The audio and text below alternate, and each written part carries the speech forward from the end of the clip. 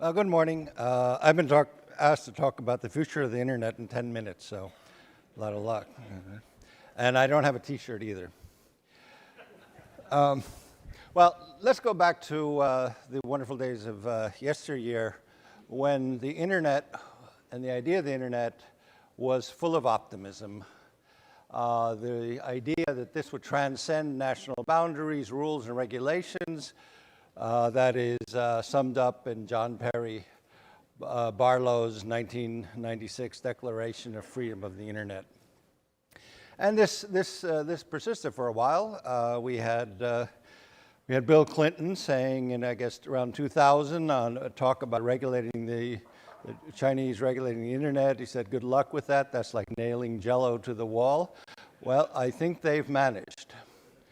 And this optimism that we saw in 2011 with the Arab Spring, where in Tahrir Square and elsewhere in the Middle East, the internet was used in various ways to bring people to the street and to protest against violations of human rights. Well, and those were done largely by individuals and networks of individuals. But then some people sort of wised up and said, well, if an individual can do that, or groups of individuals can do that, perhaps a state can do that even better. And indeed, what we have found since then is that states manage to organize the internet or do all kinds of things on the internet far better than groups of individuals. There's here in the United States, I guess the best example is the 2016 election. And this is a form of using the internet to achieve political ends that we have not seen before. We see it with the Gilets jaunes right now in Paris, where again, lots of participation from outside the country. In actually, since this is something I study, I would say that I found that in every country in Europe and in the United States, and also the United States, with the exception of Portugal and perhaps Canada, there has been outside interference in the democratic process. And this is something we have not seen on this scale ever before. And so liberal democracies, in fact, are under threat in ways that we have not had before. And moreover, this is an area where we, living in democracies, meaning countries that respect human rights, have free and fair elections, have rule of law, that we have not had to face before. We have not been challenged like this. And the problem that we face is that we can't do anything back. I mean, are you really going to change the outcome of an election in China if they don't have one? Or are you going to change the outcome of an election in Russia where you know that there is no way you are going to change the outcome of the election? Yet, in our case, we can have our elections manipulated, and this causes, at least for me, a lot of worry. I see three futures right now. One, which would be the kind of Chinese authoritarian rigid control and surveillance model, in which if you deviate from what the government or the Communist Party would like you to say, you're going to be penalized. Perhaps not as in brutal ways as in countries such as Azerbaijan or Iran or Russia.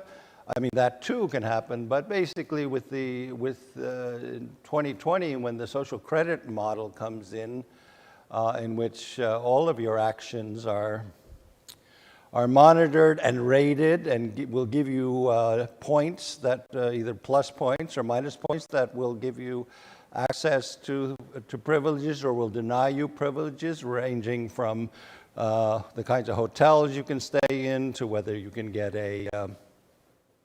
whether you can travel, even domestically.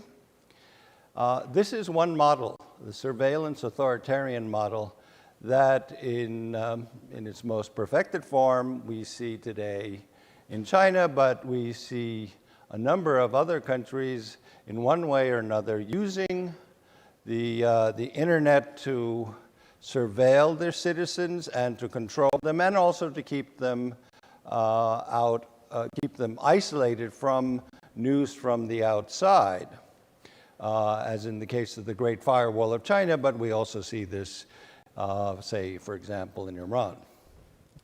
A second model is the laissez-free-for-all that we see right here in Silicon Valley, in which there is no regulation whatsoever. Access is available to everything and anything.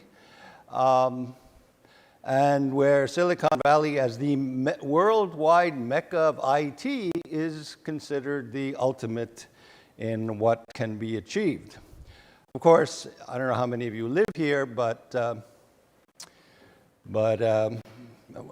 I live where I live here temporarily. There's within a 12-mile radius, there are the headquarters of Tesla, Apple, Google, Facebook, Palantir, and who knows what else. But if I want to get a driver's license, I stand in line for 3 days at the DMV.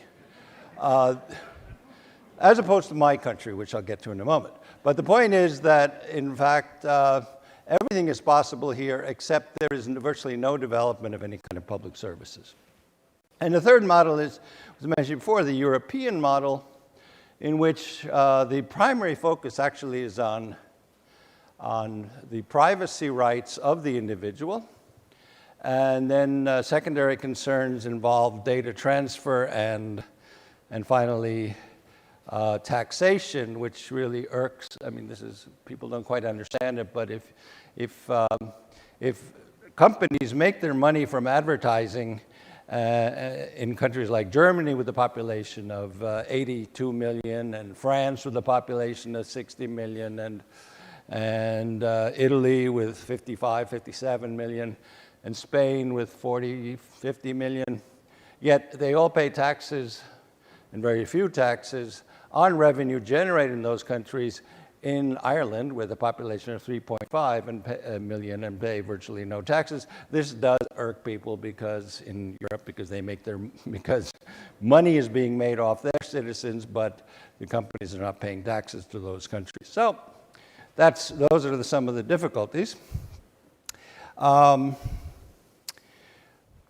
course, I should also point out that my country, which is a European country,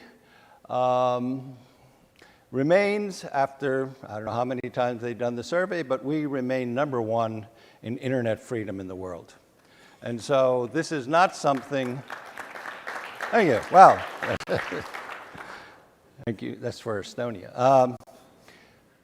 You can, in fact, have a well-functioning internet. You can have security, because we're also #1 in security and cybersecurity in Europe. But you can do it by guaranteeing that rights are defended. I would say the United States, I think, is 4 or 5 on that list. But the point is that laissez-faire, free-for-all does not make you necessarily the freest in the world. My worry continues to be the countries that are at the bottom of the list.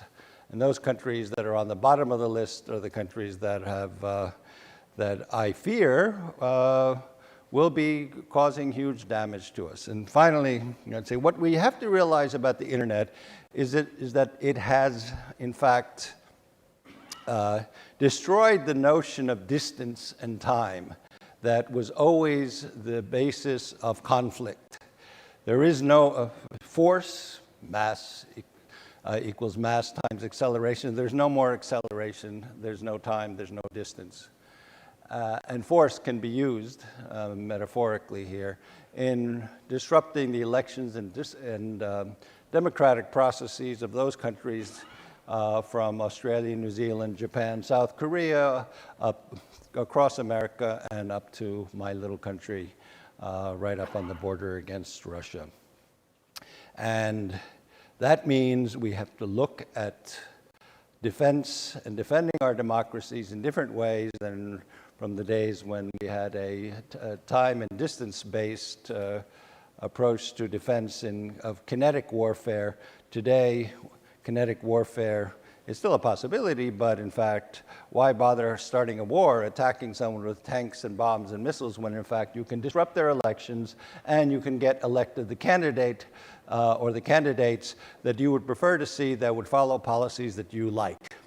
And I think I see that this problem is going to be the thing. My time is almost up. I'll try to do this in 30 seconds. The question is how we're going to defend our democracy in the future.